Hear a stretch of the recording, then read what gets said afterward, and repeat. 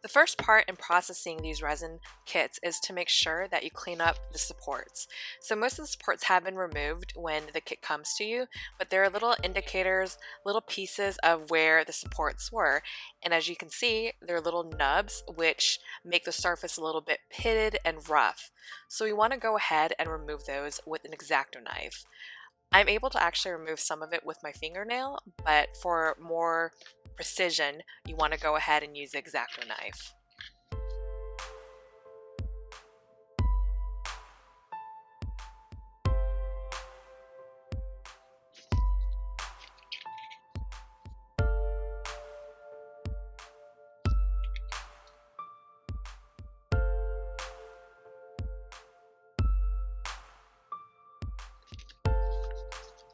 I do speed up the footage later on, but I wanted to give you guys a feel about how quickly or how slowly, rather, I guess it depends on your point of view, it takes me to actually clean up the supports here, the little nub pieces. This part, I'm cleaning the insides and it's a little bit rough, but it's not too bad, but I figured it's easier to just kind of like shave off the excess, smooth it out, and go back in during sanding. I think some questions people might have is, why don't I just go ahead and sand off all the little nubs or the unsmoothness that you see?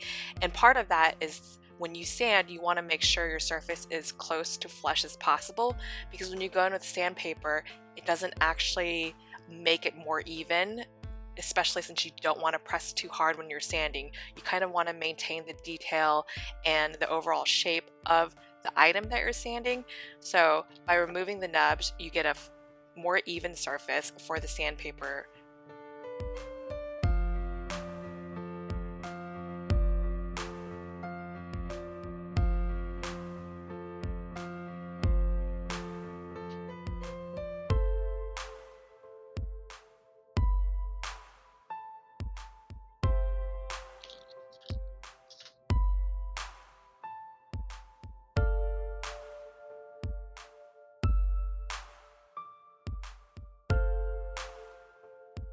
I'm cleaning up the arm piece right now, and as you can see, there was a little piece of resin in there, and of course, you just go in there and carefully cut that out. You can trim it by pressing your blade against it so that the channel will be clear for you to run the elastic through it.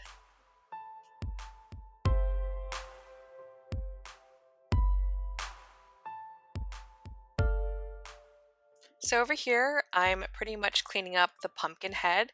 You can see that it's a little bit trickier because of all the curves that are involved in printing this. And that's why the pumpkin is a little bit more pitted with a lot more remaining support nubs on it just because of all the curves. So you carefully go in there, trim what you can with your knife. You can also go in and clean up where the eye openings and the mouth are, because you'll see some excess resin pieces there as well.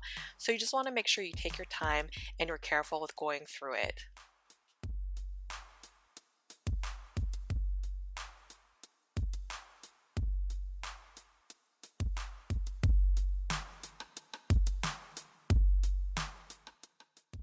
I'm cleaning up the thigh here as well as some other parts of the body, cleaning up the insides of the peanuts that you have for the arms and the joints and, parts of the legs, appendages, all that good stuff. So go in there with your knife and then carefully scrape off whatever nubs that you can and clean up whatever remaining pieces of resin that are in there, and then we should be ready for sanding soon.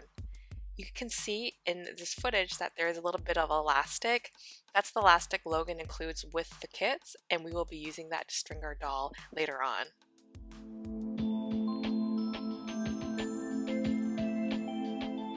All in all, it took me probably about 30 to 40 minutes to clean up and prep these pieces for sanding. If you're faster, great. If you're slower, great. The good thing about garage kits is that you do it on your own time and at your own speed. Now we're ready to sand, and sanding tends to be probably one of the most boring and dullest parts of the process, but it really lends itself to a nicely finished product. I tend to use 9 different grits when I'm sanding these dolls, but I know that some people use less, and that's totally up to you. I start off with 150, then I use 240, then 320, 400, 600, 800, 1000, 1200, and then 1500. You can of course go higher if you want to polish it, but for me, 9 grits is more than enough. In this following footage, you'll see that I'm actually sanding with 150, so I only show the first grit that I use, but once I'm sanding it and finish everything, I wash everything with clean water, and then I go ahead and repeat the process with the remaining grits.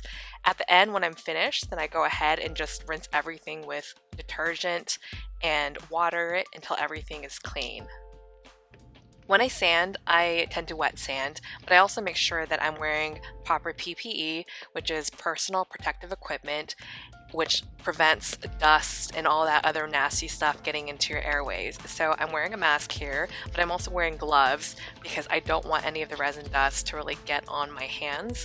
I just don't like how it feels, but your mileage may vary. I use a pair of nitrile gloves that pretty much have seen everything. I work with epoxy putty, and that's kind of what you see, the residue and the gunk on it, but feel free to use a clean pair of gloves if you wish, and you go in and sand. So when I sand, you want to make sure that you aren't pressing too hard, especially with the higher grits, because it's still a little bit rough, and if you press too hard, you might actually cause some deep scratches into the surface. So what I tend to do is I dip the piece in water, and then I also wet my sandpaper, and I add a light touch to it. I zoom in a little bit so you can see a little bit closer what I'm doing, but then you want to just gently sand, and then move on to the next piece. This footage is also in real time, so you can see how slowly or quickly I move when I'm sanding, and you can speed it up if you like, you can go slower if you want.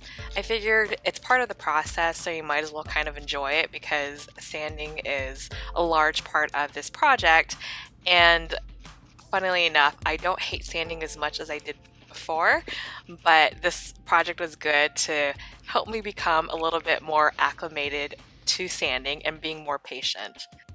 I sped up the footage here because watching somebody sand is probably just as boring as sanding it yourself. So we speed this up a little bit, but you pretty much go in and sand all of your pieces that you have cleaned up and prepared.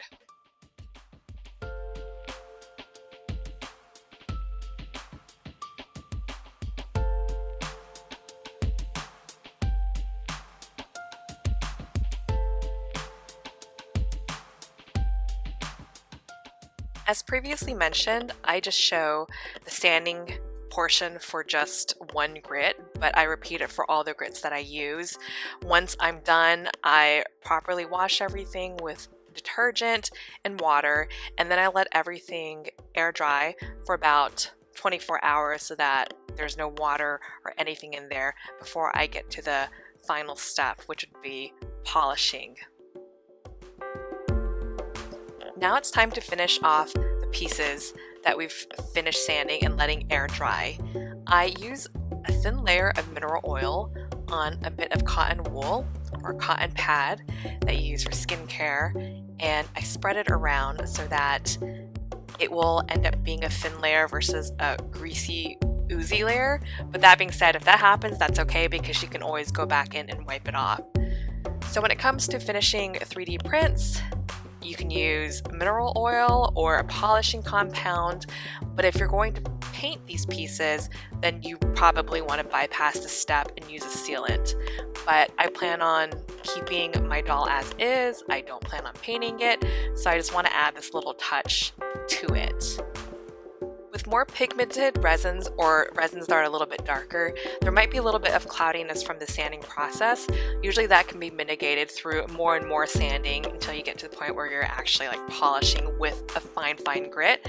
But I find that's a little bit unnecessary for these dolls.